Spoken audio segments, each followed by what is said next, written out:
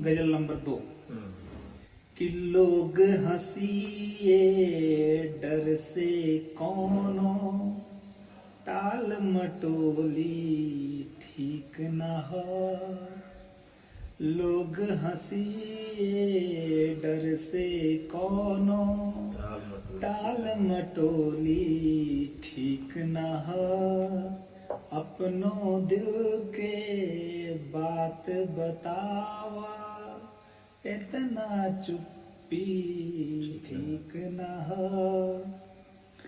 प्यार करेलू लेकिन हमके प्यार करे से रोकेलू।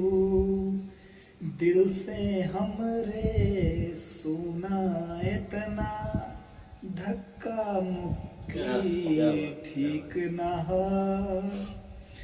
हुस्न पे तहरे दूसर शायर गजल लिखे ना होखे दे। हुस्न पे तहरे दूसर शायर गजल लिखे ना होखे दे। दूध के रखवाली करे में कोनो बिल्ली ठीक ना हो।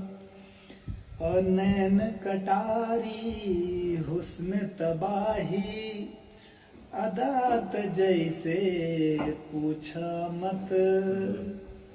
उनके आगे भाला बरछी चाकू छुरी ठीक ना हो।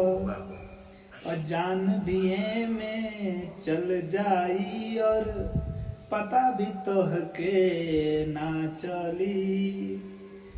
हंसी ठिठोली प्यार के लेके हरो घड़ी ठीक न हो। एक संजीदा शेर सी में उका जानी देश के हमरे बात के माटी माई के। इहवा जेई बात कही की लिट्टी चोखा ठीक न हो। पैसा रुपया गाड़ी घोड़ा देख के जे पर पोज करे। जीवन साथी खातिर ऐसन लइका लइकी ठीक न हो। लोग हंसिए डर से कोनो टाल मटोली ठीक न हो।